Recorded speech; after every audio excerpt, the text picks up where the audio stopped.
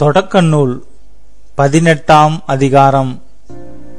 ஆபிரகாமுக்கு மகன் வாக்களிக்க பெறல். பின்பு ஆண்டவர் மம்ரே என்ற இடத்தில் தேவதாரு மரங்கள் அருகே ஆபிரகாமுக்கு தோன்றினார். பகலில் வெப்பம் மிகுந்த நேரத்தில் ஆபிரகாம் தம் கூடார வாயிலில் அமர்ந்திருக்கையில் கண்களை உயர்த்தி பார்த்தார். 3 மனிதர் தம் அருகில் நிற்க கண்டார். அவர்களை கண்டவுடன் அவர்களை சந்திக்க கூடார வாயிலை விட்டு ஓடினார். அவர்கள் முன் தரை மட்டும் தாழ்ந்து வணங்கி அவர்களை நோக்கி, என் தலைவரே, உம் கண்களில் எனக்கு அருள் கிடைத்ததாயின் நீர் உம் அடியானை விட்டு கடந்து போகாதிருப்பீராக.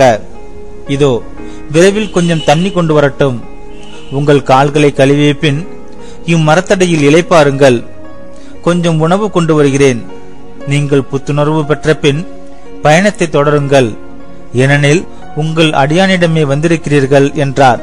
நீ சொன்னபடியே செய் என்று அவர்கள் பதிலளித்தார்கள். அதை கேட்டு ஆபிரகாம் தம் கூடாரத்திற்கு விரைந்து சென்று சாராவை நோக்கி, விரைவாக 3 மரக்கால் நல்ல மாவை பிசைந்து அப்பங்கள் சுடு என்றார். ஆபிரகாம் ஆட்டு மந்தைக்கு ஓடி சென்று ஒரு நல்ல இளங்கன்றை கொணர்ந்து வேலைக்காரனிடம் கொடுக்க அவன் அதனை விரைவில் சமைத்தான். பிறகு அவர் வெண்ணெய், பால், சமைத்த இளங்கன்று ஆகியவற்றை கொண்டு வந்து அவர்கள் முன் வைத்தார். அவர்கள் உண்ணும் பொழுது அவர்கள் அருகே மர்த்தடையில் நின்று கொண்டிருந்தார். பின்பு அவர்கள் அவரை நோக்கி, உன் மனைவி சாரா எங்கே என்று கேட்க அவர், அதோ கூடாரத்தில் இருக்கிறாள் என்று பதில் கூறினார். அப்பொழுது ஆண்டவர், நான் இளவேனிற் காலத்தில் உறுதியாக மீண்டும் உன்னிடம் வருவேன். அப்பொழுது உன் மனைவி சாராவுக்கு ஒரு மகன் பிறந்திருப்பான் என்றார். அவருக்கு பின்புறத்தில் கூடார வாயிலில் சாரா இதை கேட்டுக் கொண்டிருந்தார். ஆபிரகாமும் சாராவும் வயது முதிர்ந்தவர்களாய் இருந்தனர். சாராவுக்கு மாதவிடாய் நின்று போயிருந்தது. எனவே சாரா தமக்குள் சிரித்து, நானோ கிழவி, என் தலைவரோ வயது முதிர்ந்தவர், எனக்கா இன்பம் என்றாள்.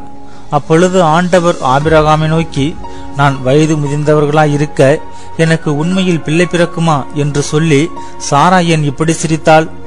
ஆண்டவரால் ஆகாதது எதுவும் உண்டோ? இளவேனிற் காலத்தில் குறிப்பிட்ட நேரத்தில் நான் உன்னிடம் மீண்டும் வருவேன். அப்பொழுது சாராவுக்கு ஒரு மகன் பிறந்திருப்பான் என்று சொன்னார். சாராவோ, நான் சிரிக்கவில்லை என்று சொல்லி மறுத்தார். ஏனெனில் அச்சம் அவரை ஆட்கொண்டது. அதற்கு ஆண்டவர், இல்லை, நீ சிரித்தாய் என்றார். சோதோமுக்காக ஆபிரகாம் மன்றாடல். அந்த மனிதர்கள் எழுந்து அவ்விடம் விட்டு சோதோமை நோக்கி சென்றார்கள். ஆபிரகாமும் உடன் சென்று அவர்களை வழி அனுப்பினார். அப்பொழுது ஆண்டவர், நான் செய்யவிருப்பதை ஆபிரகாமிடமிருந்து மறைப்பேனா? ஆபிரகாமிடமிருந்து வலிமை மிக்க மாபெரும் இனம் தோன்றும். அவன் மூலம் மண்ணுலகின் எல்லா இனத்தாரும் ஆசி பெற்றுக் கொள்வர். ஏனெனில் நீதி நேர்மை வழி நின்று எனக்கு கீழ்ப்படியும்படி தன் புதல்வருக்கும் தனக்கு பின் தன் வழிமரபினருக்கும் கற்றுத்தருமாறு ஆண்டவராகிய நான் ஆபிரகாமுக்கு வாக்களித்ததை அவன் நிறைவேற்றுவான் என்று தமக்குள் சொல்லிக் கொண்டார். ஆதலால் ஆண்டவர் ஆபிரகாமை நோக்கி, சோதோம் குமராவுக்கு எதிராக பெரும் கண்டன குரல் எழும்பி உள்ளது. அவற்றின் பாவம் மிகவும் கொடியது.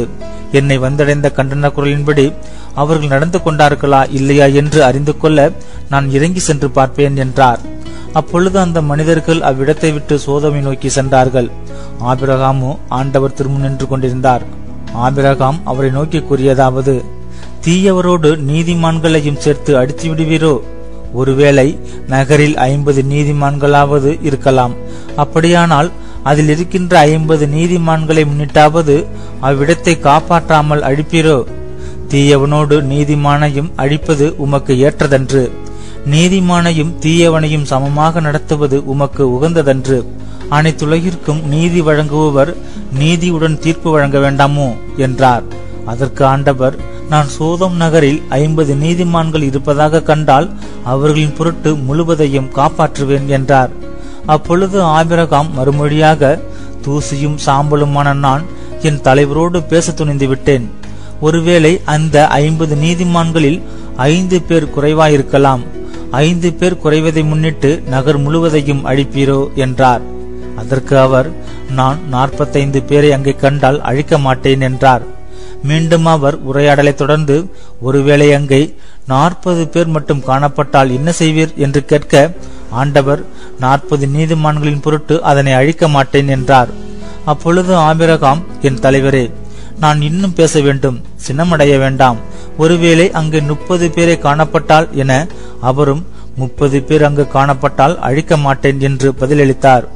அவர், என் தலைவரே, உம்மோடு அடியின் பேச துணிந்து விட்டேன். ஒருவேளை அங்கு 20 பேரை காணப்பட்டால் என. அதற்கு அவர், 20 பேரை முன்னிட்டு நான் அழிக்க மாட்டேன் என்றார். அதற்கு அவர், என் தலைவரே, சினமடைய வேண்டாம், இன்னும் ஒரே ஒரு தடவை மட்டும் என்னை பேசவிடும். ஒருவேளை அங்கு 10 பேர் மட்டும் காணப்பட்டால் என. அவர், அந்த 10 பேரை முன்னிட்டு அழிக்க மாட்டேன் என்றார். ஆபிரகாமோடு பேசி முடித்த பின் ஆண்டவர் அவரை விட்டு சென்றார். ஆபிரகாமும் தம் இடத்திற்கு திரும்பிச் சென்றார்.